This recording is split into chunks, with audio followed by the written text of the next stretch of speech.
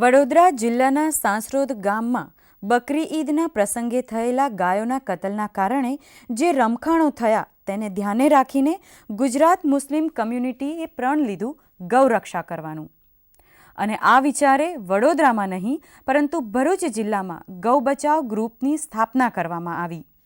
નવી બનેલી ગુજરાત મુસ્લિમ ગૌ હિફાજત સમિતિના અધ્યક્ષશ્રીએ જણાવ્યું કે શાંતિ સ્થાપનારા તેમના આ વિચાર માટે તેમને બહોળો પ્રતિભાવ મળ્યો છે.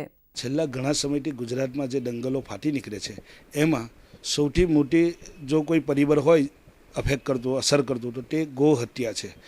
આ ગૌ હત્યાના ધારાનો અમલ મારા મુસ્લિમ સમાજને કરાવી અને ગુજરાતને ગૌ હત્યા મુક્ત કરવાની મારી નેમ છે.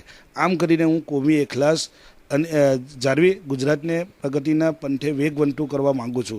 સાંસરોદ ગામની પોલીસની કનડગત બાદ યાકુબભાઈએ આ પગલું ભર્યું. તેમણે વિચાર્યું કે આવી પરિસ્થિતિ તેના પોતાના ગામમાં ઊભી થવી જોઈએ નહીં.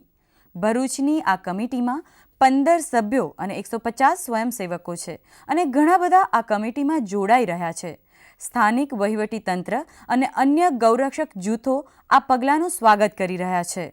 આ સમિતિની રચના દ્વારા એવું ભગીરથ કાર્ય હાથ ધરવામાં આવ્યું છે કે જેનાથી જે લોકો આ કાયદા વિશે જાણકારી ધરાવતા નથી તેમને આ કાયદાની જાણકારી અમોને ખૂબ એમને આવકારીએ છીએ કે આ રીતના આજુબાજુના ગામડા અને આ રીતના જે મુસ્લિમ સમાજ જો જાગી જાય તો આખા ગુજરાતનો આખા દેશની અંદર ગૌવંશની હત્યા થતી બંધ થઈ શકે છે.